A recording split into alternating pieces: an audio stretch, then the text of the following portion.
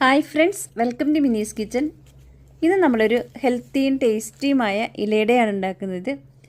അപ്പോൾ നല്ലൊരു ഈവനിങ് സ്നാക്കാണിത്. എങ്ങനെയാണ് ഇത് ഉണ്ടാക്കുന്നത് നമുക്ക് നോക്കാം. അതിനായിട്ട് ഒരു പാത്രത്തിലേക്ക് 1 കപ്പ് ചിരകിയ തേങ്ങ എടുത്തിട്ടുണ്ട്. ഇനി ഇതിലേക്ക് 1 കപ്പ് ശർക്കര ചീകിയത് ചേർത്ത് കൊടുക്കുകയാണ്. ഇതിൻ്റെ കൂടെ ഒരു 1/2 ടീസ്പൂൺ ഏലക്കപ്പൊടി കൂടി ചേർത്ത് കൊടുക്കാം.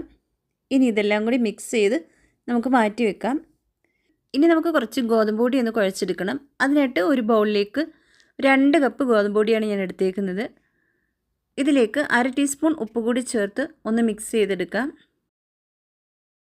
ഇനി ഇതിലേക്ക് ആവശ്യത്തിന് വെള്ളം കുറേശ്ശെയായിട്ട് ഒഴിച്ചു കൊടുത്ത് നമുക്കൊന്ന് കുഴച്ചെടുക്കണം.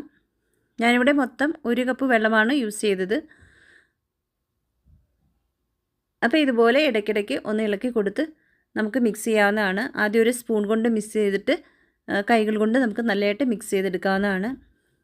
അപ്പോൾ ഒരു ലൂസ് പരുവത്തിൽ വേണം നമുക്കിത് മിക്സ് ചെയ്യാനായിട്ട്.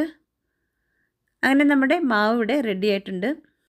ഇനി ഇതുപോലെ കീറിയെടുത്ത ഒരു വാഴയിലേക്ക് നമ്മൾ കുഴച്ച് വെച്ച മാവിൽ നിന്ന് കുറേശ്ശെയായിട്ട് എടുത്ത് ഒന്ന് അടയുടെ ഷേപ്പിലൊന്ന് പരത്തിയെടുക്കാം.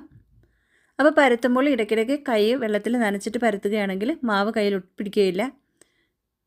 കണ്ടില്ലേ, ഇതുപോലെ നന്നായിട്ട് നമുക്ക് പരത്തിയെടുക്കാം. ഇതുപോലെ കനം കുറച്ച് പരത്തിയെടുക്കണം. ഇപ്പോൾ ഇത് റെഡി ആയിട്ടുണ്ട്.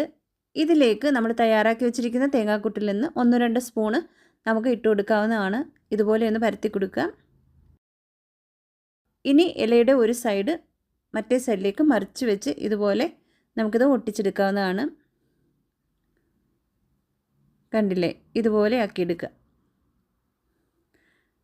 ഇതുപോലെ നമുക്ക് ബാക്കിയുള്ള മാവ് കൂടി അടയുടെ ഷേപ്പിൽ പരത്തിയെടുക്കാം. അപ്പോൾ മാവും തേങ്ങാക്കൂട്ടുമൊക്കെ എടുക്കുമ്പോൾ വീട്ടിലുള്ള അംഗങ്ങളുടെ എണ്ണം അനുസരിച്ച് വേണം എടുക്കാനായിട്ട്. ഞാനിവിടെ കുറച്ച് പേർക്ക് വേണ്ടിയാണ് ഉണ്ടാക്കുന്നത്. അപ്പം അതിനനുസരിച്ച് മാവൊക്കെ എടുത്തിട്ടുള്ളൂ. അങ്ങനെ നമ്മൾ മുഴുവൻ മാവും ഇലയിൽ വെച്ച് പരത്തിയിട്ടുണ്ട്. ഇനി ഇത് നമുക്ക് സ്റ്റീമറിലോ ഇഡ്ഡലി കുട്ടകത്തിലോ ഇതുപോലെ അടുക്കി വെച്ച് പുഴുങ്ങിയെടുക്കാവുന്നതാണ്. നമ്മളിത് വേഗം വെച്ചിട്ട് 25 മിനിറ്റ് കഴിഞ്ഞു. നമുക്കിനി ഇതൊന്ന് തുറന്ന് നോക്കാം. കണ്ടില്ലേ, അടയൊക്കെ നന്നായിട്ട് വെന്ത് വന്നിട്ടുണ്ട്. അപ്പോൾ ഈ സമയം വെന്തിട്ടില്ല എങ്കിൽ അടച്ചു വെച്ച് ഒന്നുകൂടി ഒന്ന് വേവിച്ചെടുത്താൽ മതിയാകും.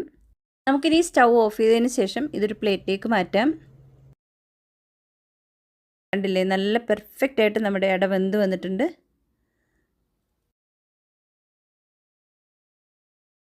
ഞാനിതൊന്ന് മുറിച്ച് കാണിക്കാം.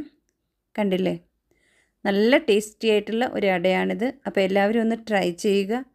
നിങ്ങൾക്ക് റെസിപ്പി ഇഷ്ടമായെങ്കിൽ ലൈക്ക് ചെയ്യാനും കമൻറ്റ് ചെയ്യാനും മറക്കല്ല്. അതുപോലെ ആദ്യമായിട്ടാണ് ഈ ചാനൽ കാണുന്നതെങ്കിൽ സബ്സ്ക്രൈബ് ചെയ്യാനും മറക്കല്ല്. താങ്ക്